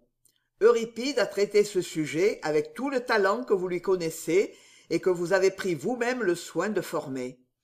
Il m'en a lu un fragment dont j'ai retenu ce vers. Au plus juste des Grecs, vous arrachez la vie. Oui, Socrate, si les Athéniens l'entendaient, ils briseraient vos fers. Socrate. Il ferait deux fautes, celle de me les avoir donnés au nom des lois et celle de les rompre malgré les lois. Mais maintenant j'en suis débarrassé, je vais être libre pour toujours. Apollodore se lève et met en pleurant aux pieds de Socrate un paquet caché sous son manteau en lui disant « Ô mon maître !» Socrate apercevant le paquet. « Que m'apportez-vous là ?» Apollodore pleurant. « Un bel habit que je vous prie de mettre tout présentement. » Socrate riant. « Ô bon Apollodore, pensez-vous que celui que je porte aujourd'hui m'ait été propre à vivre et ne me soit pas propre à mourir? Remportez donc votre dernier présent. Mais vous me faites souvenir qu'il est temps de laver mon corps afin de n'en point donner de peine après ma mort aux femmes chargées de ce dernier office. » Il se lève. Ses amis se jettent à ses pieds en criant « Ô Socrate, ô mon père !» Il lui embrasse les genoux en soupirant et pleurant. Socrate debout d'un air fâché. « Qu'entends-je? Que vois-je? Des gémissements? Des larmes? Ami faible, c'est donc là le fruit des discours que nous avons tenus si souvent? Nos paroles n'ont-elles été que de vains sons pour amuser nos loisirs? Comment? Ces préceptes des sages, les exemples des grands hommes sur le mépris de la vie auxquels nous avons joint si souvent nos réflexions, ne sont-ils plus d'aucun usage lorsqu'il faut mourir? Les principes de la sagesse ne sont pas de brillants sophismes, semblables à ces armes dorées et argentées dont on se sert au théâtre pour amuser le peuple par des combats simulés, et qui ne sont d'aucun usage à la guerre? Ce sont de véritables armes de l'âme, plus durables et plus solides que les boucliers et les cuirasses de fer et d'acier éprouvés dans les combats à mort. Armons-nous donc de constance et de fermeté. La mort s'avance vers nous, marchons vers elle. Je suis votre chef de file, le soin de votre gloire m'est aussi cher qu'à vous. Sans doute, chers amis, c'est votre amitié pour moi qui vous inspire ces alarmes.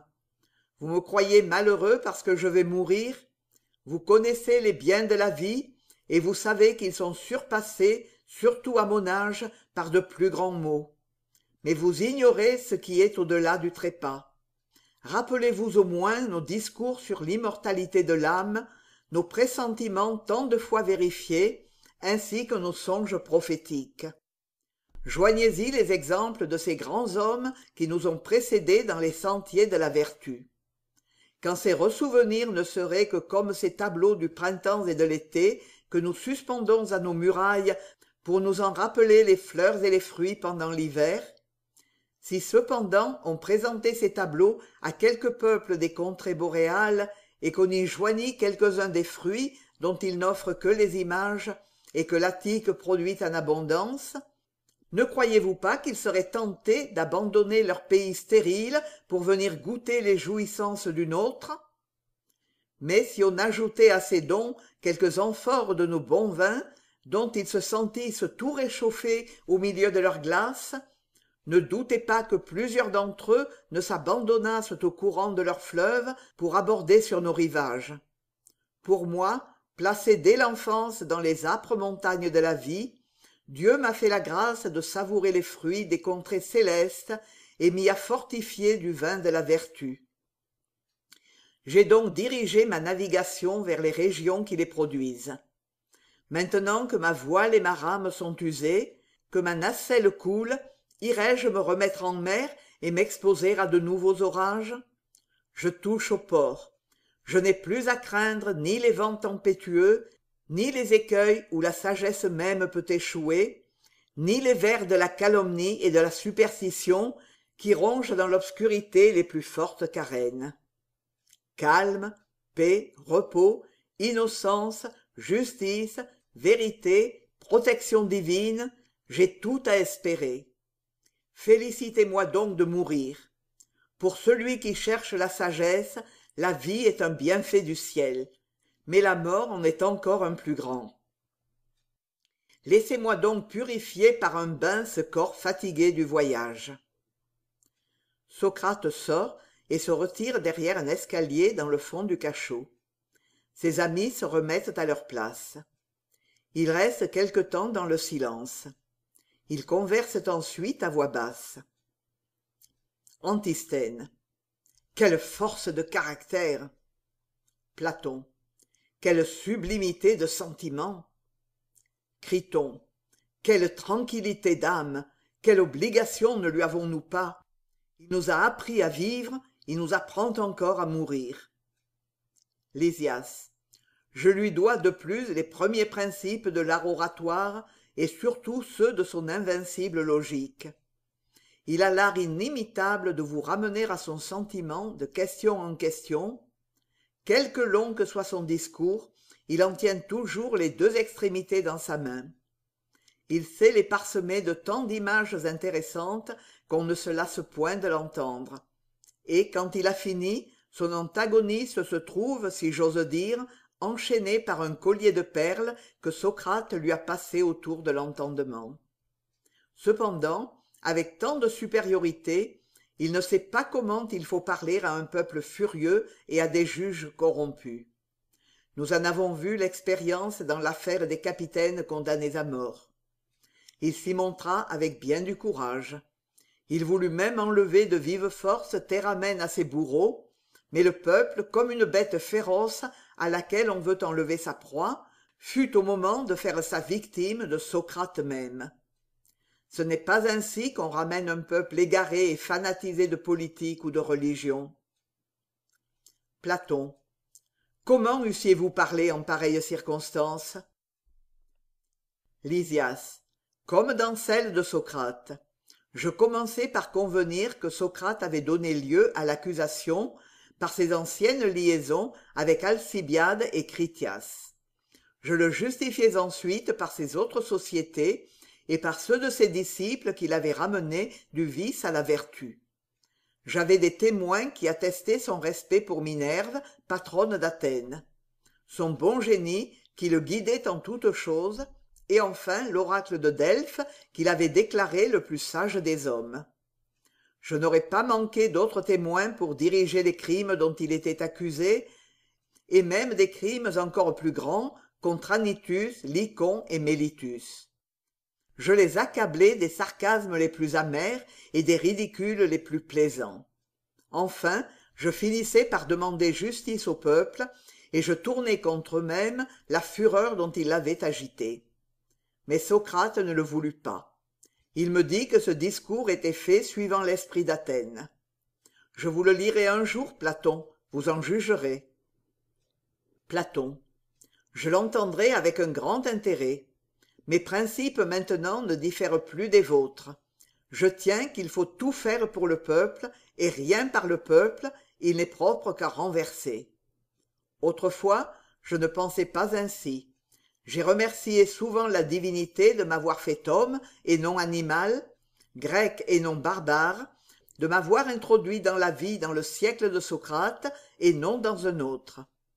Mais maintenant qu'il va mourir de la propre main des Athéniens auxquels il a rendu tant de services, je me plains au ciel de n'être pas né barbare plutôt qu'athénien et bête brute plutôt qu'homme. Socrate est pour moi un demi-dieu. Aristippe. Quoique ma philosophie diffère un peu de la sienne, je lui dois cependant beaucoup. J'emploierai quelque jour une partie de ma fortune à lui élever un beau monument au milieu de mes jardins. Échine. Je lui suis plus redevable qu'aucun de vous. Je vivais dans une extrême pauvreté, et je voyais tant de jeunes gens riches et nobles fréquenter sa maison, que je n'osais en approcher. Enfin, comme mon âme avait un grand besoin d'instruction, je me hasardai un jour à l'aborder. Je lui dis tout tremblant: je suis pauvre, Socrate, je me trouve dans l'impuissance de vous rien offrir en récompense des soins que je désirerais que vous prissiez de moi en me recevant au nombre de vos disciples, mais je me donnerai à vous tout entier. Je serai le compagnon de votre bonne et mauvaise fortune. Il fut si touché de ma franchise qu'il m'embrassa et me dit: mon pauvre Échine, il n'y a que vous qui ayez su m'honorer parfaitement. Je lui dois aujourd'hui l'art de faire des vers avec quelque succès. Phédon: Échine, je lui ai bien plus d'obligations que vous. J'étais fort jeune et esclave d'un maître infâme. Mais ayant entendu un jour Socrate discourir sur la vertu, je le priai de me délivrer à la fois de l'esclavage de mon maître et de celui du vice. Mais je crains bien, ajoutai-je en pleurant, qu'il ne soit déjà trop tard pour me corriger. Pourquoi donc, me dit Socrate? Pour être vertueux, on n'a qu'à le vouloir. Moi-même, je suis né avec les plus fortes inclinations pour le vice. Mais, avec l'aide de Dieu, je m'en suis guéri par la philosophie. Puis, touché de mes larmes, il me fit racheter par l'argent d'Alcibiade, et il n'a cessé de purifier et de fortifier mon cœur par ses instructions. Chéréphon: à qui de nous n'a-t-il pas rendu les plus grands services? À mon retour de Delphes, il apprit que j'étais brouillé depuis longtemps avec mon frère Kérécrate. Il fit si bien qu'il nous réconcilia, et maintenant nous vivons dans une parfaite amitié. Échine: il va mourir. Je lui ai promis d'être le compagnon de sa bonne et de sa mauvaise fortune. Je vais me déclarer moi-même au juge le complice de ses sentiments afin de mourir avec lui. Apollodore: et moi aussi. Antisthène: pourquoi ne pas mourir pour lui? Ou plutôt, pourquoi ne pas vaincre? Je vais combattre ces débiles ennemis à la tête de mes vigoureux disciples. Aristippe: gardez-vous-en bien, Antisthène. Quelle persécution vous attireriez sur les philosophes? Que deviendraient mes beaux jardins? Antisthène: Aristippe, vous ne feriez pas une longue résistance. Criton: Aristippe a raison. Songeons à honorer Socrate en l'imitant. Mais le voici. Socrate riant: maintenant je suis prêt. Criton d'un air triste: Socrate, vous avez refusé la robe d'Apollodore. Dites-nous comment vous voulez que nous vous rendions les derniers devoirs. Socrate: comme il vous plaira, pourvu que je ne vous échappe point. Pensez-vous que quand j'aurai bu le poison, je demeure encore ici? Assurément, ce ne sera point Socrate que vous verrez alors mettre en terre ou sur le bûcher. Disposez donc de ces choses à votre fantaisie, ou plutôt selon la coutume. Criton: n'avez-vous rien à me commander pour vos femmes et vos enfants? Socrate: ô Criton, je croirais faire tort à notre amitié. Criton: et pour nous tous? Rien, mes amis, si ce n'est que vous ayez soin de vous-même, parce que vous ne sauriez me faire un plus grand plaisir. Au contraire, si vous vous négligez, et si vous n'agissez pas suivant les discours que nous avons tenus, quand vous me promettriez cependant beaucoup, vous ne feriez cependant rien pour moi. Il regarde autour de lui. Qu'écrivez-vous donc là, jeune et modeste Xénocrate? Vos réflexions? Oh non, mon père, ce sont les vôtres pour en profiter.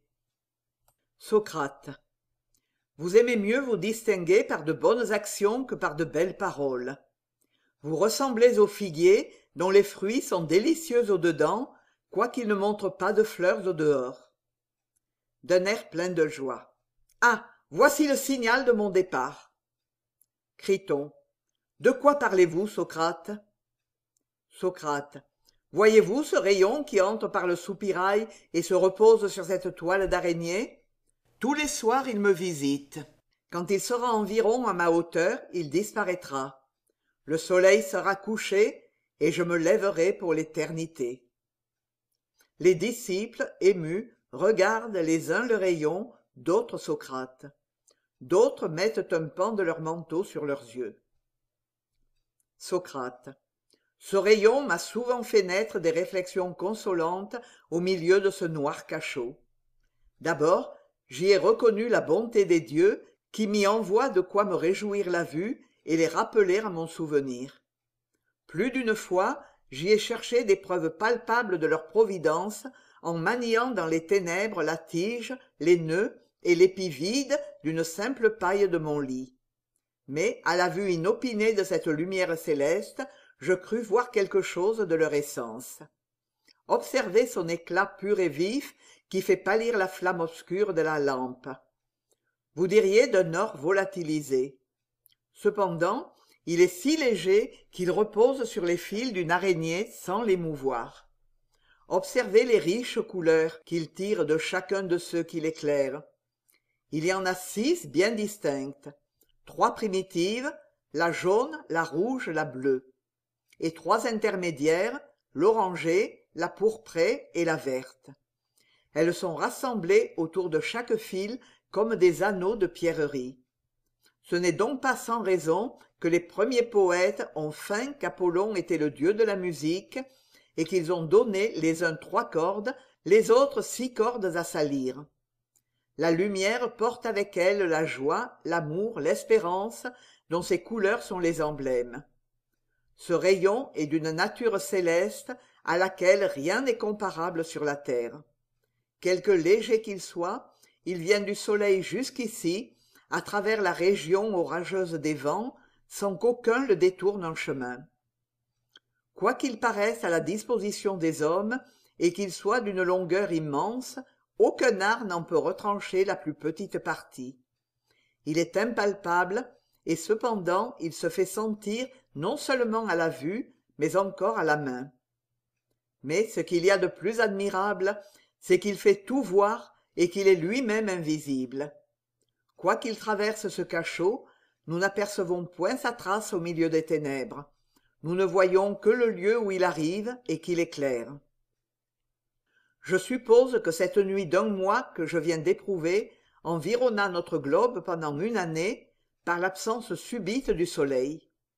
Il n'y a pas de doute que les couleurs de son aurore et de son couchant ne se répandraient plus dans l'atmosphère, que les feux de son midi ne se faisant plus sentir, sa chaleur ne produirait plus les vents et que l'océan fluide se convertirait bientôt en un océan de glace.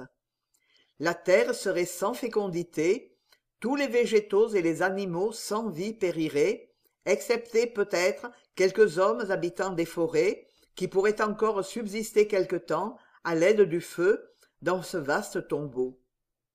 Sans doute ce fut l'état où il trouva le berceau des mortels.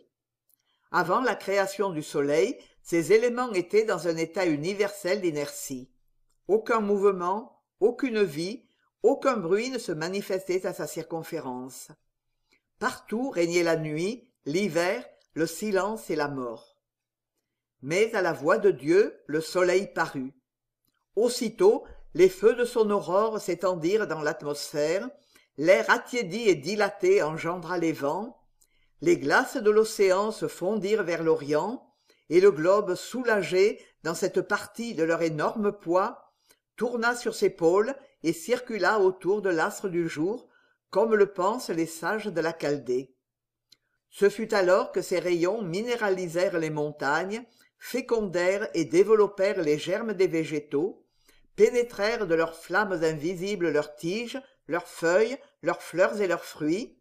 De là, elles repassèrent dans l'estomac des animaux et y portèrent la chaleur, le mouvement et la vie. Tout corps vivant se paît dans les feux du soleil en harmonie avec ses besoins. L'homme seul eut le privilège de les dégager par la combustion des corps où ils étaient renfermés, de les reproduire dans l'air et de les fixer dans son foyer ou à l'extrémité de sa lampe. Ainsi, comme le soleil, dans la volonté de Dieu, était le premier agent des ouvrages de la nature. Le feu, dans les mains de l'homme, devint celui de tous les arts qu'il en avait imités. Sans doute le soleil n'est qu'une faible image de ce grand Dieu qui ordonne les harmonies de notre univers. La lumière est son voile, la vérité est son essence. Il y a de grandes analogies entre elles et des différences plus grandes encore. La lumière est la vérité des corps et la vérité est la lumière des âmes. Toutes les vérités émanent de Dieu, comme tous les rayons de lumière émanent du soleil, avec cette différence que le soleil n'est que le centre de notre univers et que Dieu en est à la fois et partout le centre et la circonférence. La vérité, comme la lumière, est inaltérable, immortelle. Mais elle pénètre où la lumière ne pénètre pas. Elle est, comme elle, éblouissante à sa source, invisible dans son cours, et ne se manifeste que dans les lieux où elle opère. Elle se décompose dans son principe en 3 facultés primitives, la puissance, l'amour, l'intelligence. Comme la lumière en 3 couleurs qui en sont les emblèmes, elle embrasse à la fois les 3 temps, le passé, le présent et l'avenir. Reçue par l'âme humaine divisée comme elle en 3 facultés susceptibles d'en recevoir les impressions, la mémoire, le jugement et l'imagination, elle se joue sur les nerfs de notre entendement, plus déliés que les fils de l'insecte.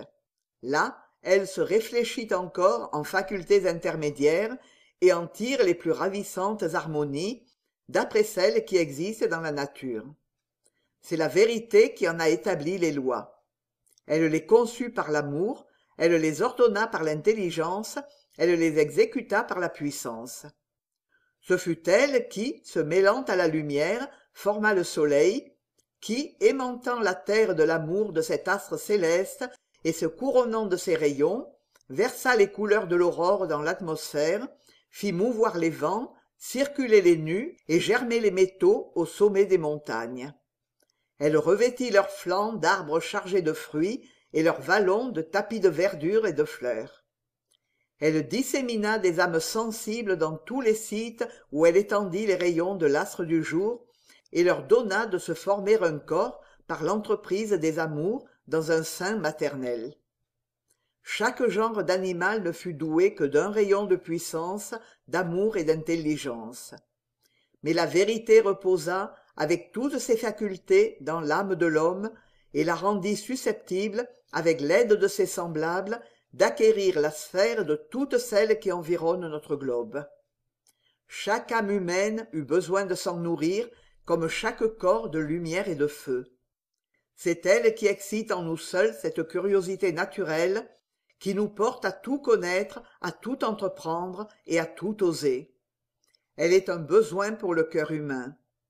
C'est la vérité qui agrandit et fortifie l'âme, c'est sa découverte qui fait nos délices, et quand nous ne l'apercevons point dans un discours ou dans les imitations de la nature, l'ennui s'empare de nous, comme le sommeil de nos yeux dans l'absence de la lumière. Comme Dieu nous a donné de fixer dans nos lampes un feu artificiel, tiré dans son origine du soleil, il nous a donné de même de fixer dans des livres des vérités émanées de lui. Mais il y a autant de différences entre les vérités transmises par des hommes et mêlées de doutes, de fables et d'erreurs, et les vérités émanées de Dieu, qu'il y a entre le feu matériel terrestre, mêlé de cendres et de fumée, et celui du soleil toujours pur et inaltérable. Le feu du soleil vivifie, le feu des hommes dévore et détruit. La science de Dieu gouverne les passions, celle des hommes les excite. Il y a, de plus, une telle affinité entre la lumière et la vérité que Dieu leur a donné un sensorium commun dans le lieu même du cerveau, et que, quand le soleil prive le soir notre horizon de sa lumière, il prive en même temps notre âme de ses opérations. Elle s'endort, comme s'il n'y avait plus de vérités à connaître pour elle dès qu'il n'y a plus d'objets à considérer. La vue de l'âme cesse avec celle de la lumière. Cependant, elle reste toujours vivante dans le plus profond sommeil. L'aurore vivante la réveille. Sans doute en sera-t-il de même à la mort, qui n'est que la nuit de notre vie, comme la nuit n'est que la mort d'un de nos jours. C'est alors qu'elle sera réveillée à la fois par la lumière et la vérité éternelle. Mais le rayon disparaît. Les amis de Socrate. Ah, Socrate, le rayon! Socrate. Il a disparu. Ce n'est rien. Il n'est pas éteint, mes amis. Il éclaire notre horizon. Il n'a quitté notre couchant que pour une nouvelle aurore. Le geôlier portant une coupe qu'il présente en pleurant à Socrate. Socrate, le soleil est couché. Socrate se lève et prend la coupe d'un air assuré. Mon ami, consolez-vous, vous m'apportez la coupe du bonheur. Le geôlier. Pour que l'effet de la ciguë soit plus prompt et vous fasse moins souffrir quand vous l'aurez bu, vous ferez quelques tours dans la chambre, et lorsque vous vous sentirez fatigué, vous vous reposerez sur votre lit. Socrate, d'un air plein de joie, lève la coupe vers le ciel. Je te salue, coupe sacrée, honorée par les lèvres du juste Aristide et de plusieurs hommes innocents. Il boit et remet la coupe au geôlier. Oh, que le breuvage de l'immortalité est doux! Il me fait oublier tous les maux de la vie mortelle, et il jette mon âme dans une ivresse divine. Oui, chers amis, si vous sentiez ce que j'éprouve, vous envieriez ma félicité. Il m'est impossible de vous en donner une idée. Je viens de vous parler de la lumière et de la vérité, mais c'est comme un mortel qui ne voit les choses célestes qu'à travers un voile et qui n'a point de langage pour les exprimer. Les ténèbres et l'erreur sont inhérentes à notre nature terrestre. Non seulement la nuit couvre la moitié de notre globe, mais dans l'autre moitié qu'éclaire le soleil, les montagnes, les vallées, les rochers, les forêts, les herbes, les animaux ont chacun leurs ombres qui sont des espèces de nuit au milieu du jour. Les nuages mêmes qui s'élèvent sans cesse de la terre nous cachent le soleil la moitié de l'année, de sorte que nous jouissons à peine d'une 12e partie de sa lumière, encore est-elle incertaine, variable et fugitive. Il en est de même des erreurs qui nous voilent la divinité. De ténébreuses superstitions sont répandues comme une nuit sur plus de la moitié du genre humain, et lui cachent la source de toute vérité et de toute vertu. De plus, chaque nation, chaque tribu, chaque famille, chaque homme a ses préjugés et ses erreurs qui obscurcissent sa raison. Dans les villes, même les plus civilisées, l'athéisme, formé des passions dépravées de leurs habitants, s'élève comme un nuage rempli de foudres et de tempêtes qui s'exhale du sein des marais fangeux et amène des ténèbres effroyables au milieu du jour le plus calme. La plupart des hommes sont uniquement occupés à satisfaire leurs passions abjectes et obscures. Ils fuient la lumière de la vérité, et si quelqu'un de ceux qui la cherchent en découvre un rayon nouveau, il est persécuté à la fois par les athées et les superstitieux. Mais espérez un meilleur avenir, chers compagnons de mes travaux. Le globe et le genre humain sont encore dans l'enfance. Dieu n'opère qu'avec nombre, temps, poids et mesure. Il perfectionne sans cesse ses ouvrages. Semblable à un laboureur infatigable, il laboure sans cesse ce globe avec les rayons du soleil et l'arrose avec les eaux de l'océan. Il le pénètre de lumière et l'améliore de siècle en siècle. Voyez combien de végétaux et d'animaux nouveaux se sont répandus des parties orientales de l'Asie et de l'Afrique dans la Grèce, et de là s'étendent peu à peu dans les régions occidentales. Voyez, de notre côté, combien les productions de la vérité, formées d'abord dans l'Orient, se sont propagées dans les mêmes lieux. Les Orphées, les Homères, les Pythagore en ont apporté les lettres, les sciences et les arts. Les sages sont les rayons de la divinité. Combien de coutumes inhumaines et de lois injustes n'ont-ils pas déjà abolies? Ils passent sur la terre comme des rayons de vérité qui montrent le chemin céleste de la vertu. Et quand ils ont parcouru leur carrière rapide, Dieu les rappelle dans son sein, comme le soleil les rayons de sa lumière. N'en doutez pas, chers amis, il est des récompenses dans les cieux pour ceux qui ont marché constamment dans les voies de la vérité et de la vertu. C'est là que nous nous trouverons réunis avec tous les bienfaiteurs des hommes. Ne vivez donc que pour la patrie céleste. Ici-bas, tout est renversé. Là-haut, tout est à sa place. Les nuits, les hivers, les tempêtes, les erreurs, le faux savoir, les superstitions, les calomnies, les guerres, la mort, viennent de cette terre ténébreuse dont tant d'hommes se disputent l'empire parce qu'ils se flattent d'y vivre toujours.